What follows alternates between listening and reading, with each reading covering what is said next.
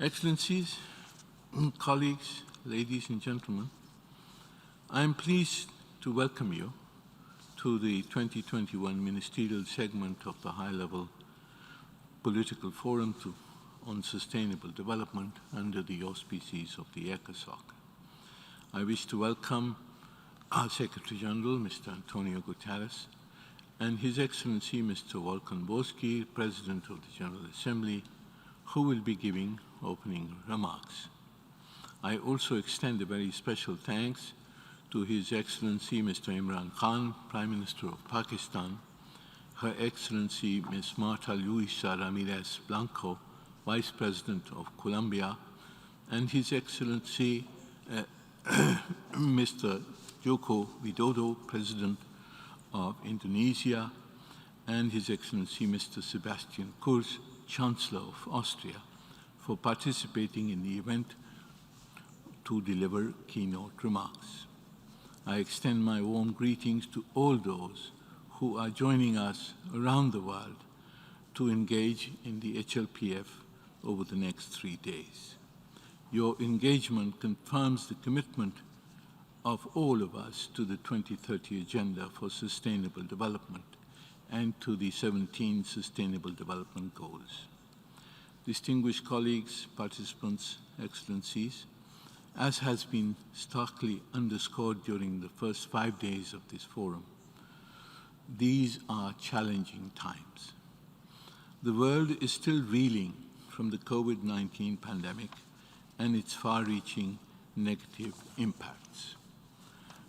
International solidarity and cooperation are essential to enable us today, more than ever, to come together and build a sustainable and resilient recovery from the pandemic and to restore our nations on the path to achieve the SDGs and the climate goals.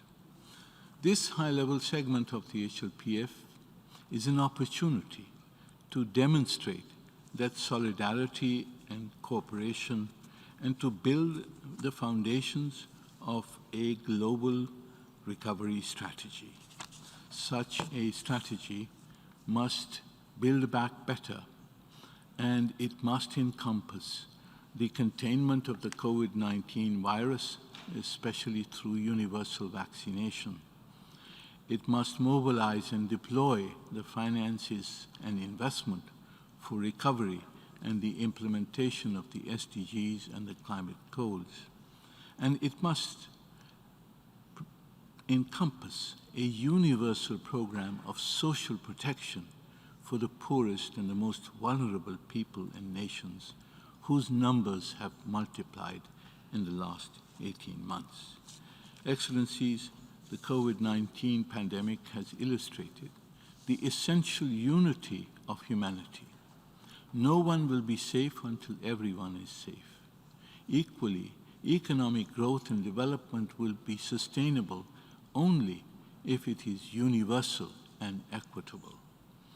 And of course, climate change and biodiversity loss will damage our entire planet and all peoples and nations. We have no option other than international cooperation and universal solidarity. Let us build back on the basis of this fundamental recognition. I thank you. I'm now pleased to